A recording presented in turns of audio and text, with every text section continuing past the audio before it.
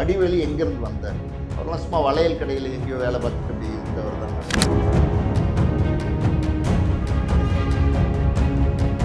வளர்ற ஸ்டார்ஸ்க்கு வடிவேலோட சப்போர்ட் ரொம்ப தேவைப்படுச்சு. உதாரணத்துக்கு சொல்லணும்னா விஜய்க்கு வடிவேலோட சப்போர்ட் ரொம்ப தேவைப்படுச்சு.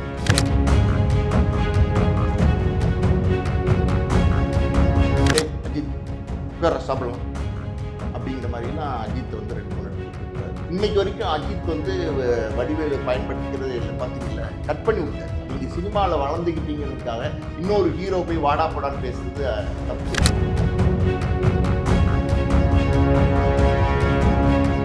10 வருஷமா வாய்ப்பு இல்லாமல் இருக்கு. காரணம் அவங்கவுங்க மார்க்கெட்டை தான் அவங்க தக்க வச்சுக்க பார்த்துக்கிறாங்க.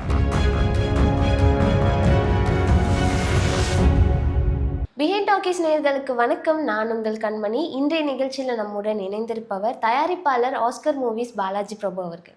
வணக்கம் சார்.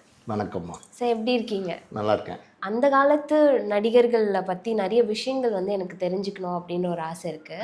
சார், உங்களோட இன்னொரு படத்தில் விஷ்ணு அப்படின்ற படத்தில் கூட வடிவேல் அவர்கள் தான் வந்து நடிக்க வேண்டியதாக இருந்தது. ஆனால் கடைசியில் செந்தில் அவர்களை வந்து நீங்கள் அதில் போட்டிருந்தீங்க. ஏன், அதுக்கு என்ன ரீசன்? விஷ்ணு படத்தில் நாங்கள் விஜய் சாரை கமிட் பண்ணி அனௌன்ஸ் பண்ணும்போது அதுக்கு நல்ல ஒரு காமெடியன் தேவைப்பட்டார். அப்போ எஸ்ஏசி சார் சொன்னார், வடிவேல்னு ஒரு பையன் நல்லா வந்துட்டுருக்காரு, அவரை நம்ம புக் பண்ணிடலாம், பழைய ஆர்டிஸ்ட்லாம் வேண்டாம் அப்படிங்கிற மாதிரி சொன்னார். சரி, ஓகே அப்படின்னு சொல்லிட்டு எங்கள் மேனேஜர் அனுப்பிச்சு வடிவேலுக்கு ஒரு சம்பளம் 5 லட்ச ரூபான்னு நினைக்கிறேன். அந்த சம்பளம் பேசி 2 லட்ச ரூபா அட்வான்ஸ் கேட்டார். 2 லட்ச ரூபா அட்வான்ஸ் நாங்கள் கொடுத்து அந்த படத்துக்கு கமிட் பண்ணோம். விஷ்ணு படத்துக்கு ஷூட்டிங் வந்து மூணாறில் பிளான் பண்ணியிருக்கு. விஜய்லேருந்து ஆல் ஆர்டிஸ்ட் அங்கே இருக்காங்க, ஆல்ரெடி போயிட்டாங்க. இவர் வந்து காமெடியன் அந்த கோயம்புத்தூருக்கு ஃப்ளைட்டில் வந்து அங்கேருந்து மூணாருக்கு வரணும் அடுத்த நாள் காலையில். இவர் வந்து வர முடியாது, ஒரு 4 நாள் தள்ளி வரேன் அப்படிங்கிறாரு. அப்பா சொல்கிறாரு, இல்லை நீங்கள் 4 நாள் தள்ளி வந்தால் எனக்கு வேலைக்காக, அது எனக்கு பிளான் படி ஃபஸ்ட்டு டேலேருந்து காமெடியன் ஒர்க் இருக்குது, நீங்கள் வந்து தான் ஆகணும் அப்படின்னு சொல்லும்போது, இல்லை சார் நான் வேற ஒரு படத்தில் கமிட் ஆகிருக்கேன், அது டேட்ஸ் வந்து எனக்கு இப்போ வந்து கொடுக்க முடியாது, ஒரே கன்ஃபியூஷனாக இருக்குது அப்படிங்கிறாரு. ஆரம்ப காலத்தில் இந்த தேதி பிரச்சனை எல்லா நடிகர்களுக்கும் வரும். அது என்னென்னா புதுசாக பாப்புலர் ஆகும்போது யார் கேட்டாலும் கொடுப்பாங்க. சார் நீங்கள் இவர் கேட்குறாரு, அவர் ஒரு 10 லட்சம் தரேங்கிறாரு, இவர் கேட்குறாரு 5 லட்சம் தரேங்கிறாரு. அதான் காசை வாங்கி போட பார்ப்பாங்க. முதல்ல அந்த பணம் அவங்களுக்கு புதுசாக தெரியும். அவரெல்லாம் சும்மா வளையல் கடையில் எங்கேயோ வேலை பார்த்துட்டு அப்படி இருந்தவர் தான். ஏதோ வேலை பார்த்துட்டு இருந்தார், மதுரையில் இருந்தார். ராஜ்கிரண் கூட ஏதோ ஒரு நாள் வந்து ஒரு ரூமில் வந்து ஏதோ பாட்டெல்லாம் பாடி என்டர்டெயின் பண்ணார். ஒரு கல்யாணத்துக்கு போது ஒரு ரெஸ்ட் எடுக்கும்போது அவர் விரும்பி தான் ராஜ்கிரண் விரும்பி தான் வடிவேலு கொண்டு வந்து நடிக்க வச்சார் அப்படிலாம் ஒரு பேச்சு இருக்கு இல்லையா? இது உண்மைதான். அது அதே மாதிரி வந்து பார்த்தீங்கன்னா அவருக்கு பணம் பார்த்தோன்னே அது வாங்க சொல்லும், இது வாங்கிக்கலாம் அப்படின்னு நிறைய கமிட் பண்ணும்போது தேதியை வந்து ஒழுங்காக கொடுக்க மாட்டாங்க. அது கண்ணா பொண்ணான்னு ஆயிரும். அப்போ தேதி அவரால் கொடுக்க முடியல சொன்னபடி விஷ்ணுவுக்கு. அப்போ அப்பா சொன்னார், சரி நீங்கள் வரல அப்படின்னா நீங்கள் ஒன்று செய்யுங்க, உங்களோட 2 லட்ச ரூபா அட்வான்ஸை திருப்பி கொடுத்துருங்க அப்படின்னு அப்பா சொல்கிறார் வடிவேல்கிட்ட ஃபோனில். அப்போ வடிவேலு சொல்கிறாரு, இல்லை சார் நான் அடுத்த படத்துக்கு அட்வான்ஸ் வாங்கி இந்த 2 லட்சத்தை திருப்பி தரேன். அதாவது நடிகர்களை பொறுத்த வரைக்கும் பார்த்தீங்கன்னா வாங்கின காசு திருப்பி தரதுக்கு அவங்களுக்கு பிடிக்காது. அது ஏன் அப்படிங்கிறது இது வரைக்கும் கண்டுபிடிக்க முடியாத ஒரு விஷயமா இருக்குது. அதனால் அட்வான்ஸ் வாங்கி அவர் திருப்பி தரேன் அப்படிங்கிறாரு. அப்போ அப்பா சொல்கிறாரு, இல்லை சரியாக வராது, எனக்கு இன்னொரு காமெடியனுக்கு பணம் கொடுக்குறதுக்கு அட்வான்ஸ் கொடுக்குறதுக்கு காசு தேவைப்படுது, நீங்கள் இம்மீடியட்டாக பணத்தை அனுப்பிச்சி விட்ருங்க அப்படின்னு சொல்லும்போது, என்ன சார் இவ்வளோ ஸ்ட்ரிக்டாக பேசுகிறீங்க, அப்போனா நம்ம வந்து எப்படி சார் அப்படிங்கிற மாதிரி சொல்கிறாரு. சினிமாவில் அட்ஜஸ்ட் பண்ணி தானே சார் போகிறாங்க, அதெல்லாம் தெரியாதுங்க, எனக்கு விருப்பம் இல்லை, நீங்கள் பணத்தை திருப்பி அனுப்பிச்சிருங்க, 1 ஹவர் டைம் தர நீங்கள் பணத்தை திருப்பி அனுப்பிச்சிருங்க அப்படின்னு சொன்னோன்னே அவர் என்ன பண்ணுறாரு, இம்மீடியட்டாக எஸ்ஏசிட்ட ஃபோன் பண்ணி, எஸ்ஏ சந்திரசேகர் அவர் தான் அந்த படத்தோட டைரக்டர், விஷ்ணு படத்தோட டைரக்டர், அவர்கிட்ட ஃபோன் பண்ணி, சார் இந்த மாதிரி வந்து ப்ரொடியூசர் ரொம்ப ஸ்ட்ரிக்டாக பேசுகிறாரு, காசை உடனே அட்வான்ஸை திருப்பி கொடுக்குறாரு, நீங்கள் சொல்லுங்கள் சார் 4 நாள் அட்ஜஸ்ட் பண்ணி வரேன் அப்படின்னும்போது எஸ்எஸ்சி சார் அப்பாவுக்கு ஃபோன் பண்ணி, சார் இந்த மாதிரி ஒரு வடிவேலு வந்து இன்றைக்கி நல்லா வளர்ந்து வர காமெடினா இருக்கார், விஜய் மாதிரி புதுமுகத்துக்கு, அன்னைக்கு அப்படி தான் இருந்தார் விஜய், தளபதி, உங்கள் தளபதி அவர் வந்து அன்னைக்கு வந்து அப்படி தான் இருந்தார், புதுமுகத்துக்கு நம்ம வந்து வடிவேலு மாதிரி ஒரு சப்போர்ட்,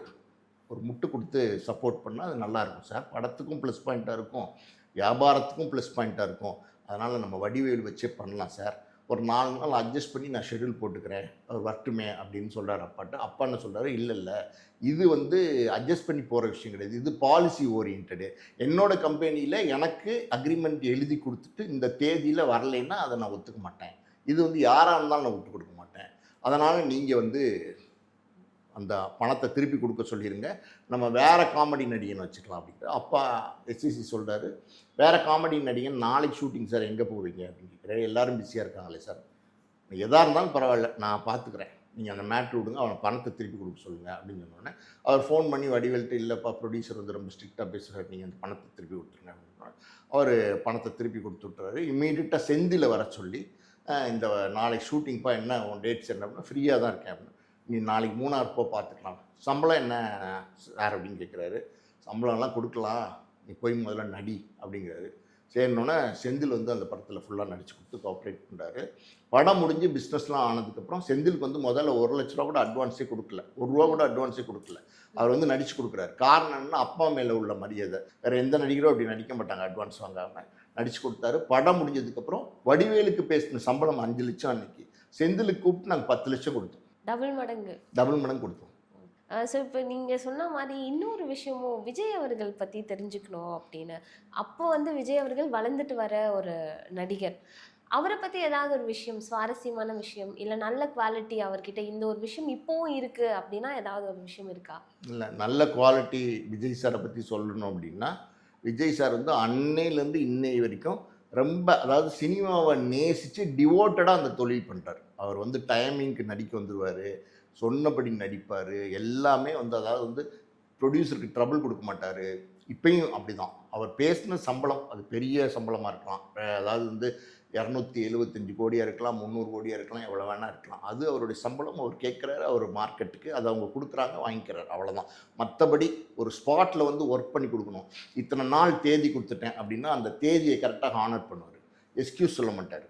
வருவார், காலையில் 7 மணிக்கு வாங்கன்னா வந்துடுவார், நடிச்சு கொடுப்பார். 6 மணி வரைக்கும் நடிச்சு கொடுங்கன்னா நடிச்சு கொடுப்பார். இப்போ நைட் ஷெட்யூல், நைட்டில் நடிக்கணும் அப்படின்னா ஃபுல் டே பகலில் பிரேக் விட்டுட்டு நைட் 6 மணிலேருந்து 2 மணி 4 மணி வரைக்கும் நடிச்சு கொடுங்க சார்னா நடிச்சு கொடுப்பார். அதாவது வந்து சின்சியராக அவர் வந்து பண்ணுவார். அதே மாதிரி பெருசாக ஃபுட்டுலேயும் இதுலையெல்லாம் வந்து அவர் பெருசாக ட்ரபிள் பண்ணுறதில்ல. யூனிட் சாப்பாடு கூட சாப்பிட்டுட்டு தான் கேஷுவலாக எல்லாரோடையும் ஃப்ரெண்ட்லியாக இருப்பார். நிறைய நல்ல விஷயங்கள் இருக்குது. விஜய் இவ்வளோ பெரிய வளர்ச்சிக்கு அவருடைய நிறைய நல்ல விஷயங்கள் அதில் கண்டிப்பாக இருக்குது, உறுதுணையாக இருக்குது.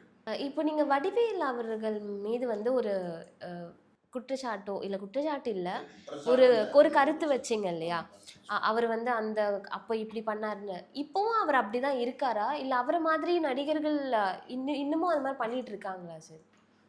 வடிவேலு சாரை பொறுத்த வரைக்கும் அப்போ வளர்கிற காலகட்டத்தில் இருக்கும்போதே விஜய் சார்லாம் அப்போ தான் வளர்றாரு. அஜித் சார், விஜய் சார் இவங்கெல்லாம் அப்போ தான் வராங்க. பிரசாந்த் எல்லாரும் அப்போ தான் வந்துட்டுருக்காங்க. அப்படி தான் உங்களுக்கு. அப்போ இந்த மாதிரி வளர்கிற ஸ்டார்ஸ்க்கு வடிவேலோட சப்போர்ட் ரொம்ப தேவைப்பட்டுச்சு. ஒரு உதாரணத்துக்கு சொல்லணும்னா, விஜய்க்கு வடிவேலோட சப்போர்ட் ரொம்ப தேவைப்பட்டுச்சு. ஃப்ரெண்ட்ஸ் படம்லாம் பார்த்தீங்களா, காமெடி எப்படி வந்திருக்கும் பார்த்தீங்களா, அந்த மாதிரி தேவைப்பட்டுச்சு வடிவேலோடைய சப்போர்ட்டு.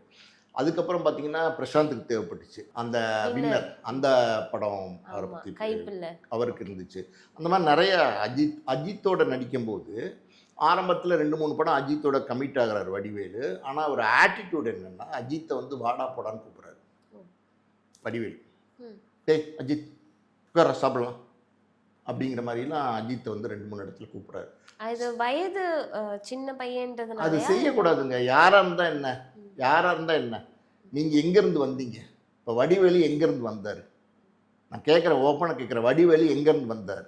முதல்ல அந்த சின்ன கவுண்டர் படத்தில் என்ன கேரக்டரில் நடித்தார்? அதுக்கப்புறம் தேவர் மகனில் என்ன கேரக்டரில் நடித்தார்? அன்றைக்கி நீங்கள் ஒரு எஸ்டாப்ளிஷ் ஆர்டிஸ்ட்டாக நீங்கள் சினிமாவில் வளர்ந்துக்கிட்டீங்கிறதுக்காக இன்னொரு ஹீரோ போய் வாடா போடான்னு பேசுகிறது தப்பு. அதாவது வந்து ஒருத்தவங்க 2 பேரும் க்ளோஸ் ஃப்ரெண்ட்ஸாக இருக்காங்க, பேசிக்கிறாங்க அப்படின்னா அது வேறு விஷயம். நீங்கள் ஒரு காமெடியர், அவர் வந்து ஒரு ஹீரோ. அந்த ஹீரோவை போய் வாடா போடான்னு அவர் விரும்புவார்? அவர் விரும்பலை. இன்றைக்கு வரைக்கும் அஜித் வந்து வடிவேலு பயன்படுத்திக்கிறதே இல்லை. பார்த்தீங்கல்ல, கட் பண்ணி விட்டார். விரும்புறது இல்லை, பக்கத்திலே நெருங்க விடுறதில்ல. அதுக்கு காரணம் வந்து அவருடைய பாலிசி. அவர் பார்த்தாரு, இது எதுக்கு தேவையில்லாமல் ஸ்பாட்டில் வச்சுட்டு வாடா போடான்னு கூப்பிட்டுருக்காரு, நமக்கு எதுக்கு இந்த விஷயம் அப்படின்னு சொல்லிட்டு அடுத்தடுத்து அவர் தான் இன்றைக்கி ultimate star. Vadivelu ultimate star இல்லை, வைகை புயல் தான் அல்டிமேட் ஸ்டார் வந்து அஜித் தான். புரியுதா உங்களுக்கு? அதனால் அவர் கட் பண்ணி விட்டார். அப்புறம் இப்போ இங்கே இருக்கார் இவர். இப்போ 10 வருஷமாக வாய்ப்பு இல்லாமல் இருக்கார். என்னென்னமோ படங்கள்லாம் பண்ணி பார்க்குறாரு, பழைய காமெடி வர மாட்டேங்குது, பழைய பாடி லாங்குவேஜ் வர மாட்டேங்குது. காரணம் என்னென்னா, உங்களுக்கு வந்து 20 இயர்ஸில் ஒரு பாடி ஃபிட்னஸ் இருக்கும், 30 இயர்ஸில் ஒரு பாடி ஃபிட்னஸ் இருக்கும், 40 இயர்ஸில் ஒரு பாடி ஃபிட்னஸ். இவரெல்லாம் 50+. இப்போ இந்த பாடி ஃபிட்னஸ் எல்லாம் மாறி போயிடும். அப்போ ஆட்டோமேட்டிக்காகவே வந்து அந்த பழைய இது வராது, அந்த ஃப்ளெக்சிபிலிட்டி வரல. அதான் உண்மை. எத்தனையோ படம் நடித்து பார்த்தார்ல, இப்போ வந்துச்சா ஹீரோவெல்லாம் நடித்தார், வரல, வராது. அதாவது வந்து நம்ம ஆட்டிடியூடு நல்லபடியாக நடந்துக்கிட்டோம்னா எல்லாருக்கிட்டையும் நம்ம எல்லாரும் விரும்பக்கூடிய நடிகனாக இருக்கலாம். நடிகனே விட்டுருங்க, விரும்பக்கூடிய மனிதனாக இருக்கலாம். சொசைட்டியில் நம்ம நல்லா நடந்துக்கிட்டோம்னா. இல்லைன்னா நம்மளை விரும்ப மாட்டாங்க. நமக்கு ஒரு கஷ்டம்னா யாரும் கை கொடுக்க மாட்டாங்க. இப்போ வடிவேலு யாராவது புக் பண்ணுறாங்களா? இப்போ விஜய் புக் பண்ணுறாரா? சார் அவங்க ஹீரோவுக்கெலாம் வந்து ரஜினிகாந்தே எடுத்துக்கோங்களேன். ஒரு காலத்தில் வந்து கவுண்டமணி செந்தில் வேணும், அதுக்கு முன்னாடி சுருளிராஜன் வேணும், அதுக்கு முன்னாடி வி.கே. ராமசாமி வேணும், அதுக்கப்புறம் பார்த்தீங்கன்னா சூரி வேணும், அதுக்கப்புறம் பார்த்தீங்கன்னா வடிவேல் வேணும், அதுக்கப்புறம் பார்த்தீங்கன்னா சந்தானம் வேணும், அதுக்கப்புறம் பார்த்தீங்கன்னா இப்போ யோகி பாபு வேணும். இன்னைக்கு யார் யோகி பாபு மாதிரி நாளைக்கு வந்து ஒரு லோகி பாபுன்னு ஒருத்தர் வந்துட்டாருன்னு வச்சுக்கோங்க, லேகியம் விற்கிற கேரக்டரில் வந்து நடித்து பாப்புலர் ஆகிட்டார் வச்சுக்கோ, ரஜினி உடனே கூப்பிடுவார், கால் தட் லோகி பாபு காமெடியன் அப்படின்னு. காரணம் அவங்கவுங்க மார்க்கெட்டை தான் அவங்க தக்க வச்சுக்க பார்த்துக்கிறாங்க. நீங்கள் வந்து ரஜினி இவ்வளோ பெரிய சூப்பர் ஸ்டார் ஆனதுக்கப்புறம் கூட அவருக்கு ஒரு காமெடியனை கூட வச்சு சப்போர்ட் பண்ணிக்கணும்னு நினைக்கிறாரு.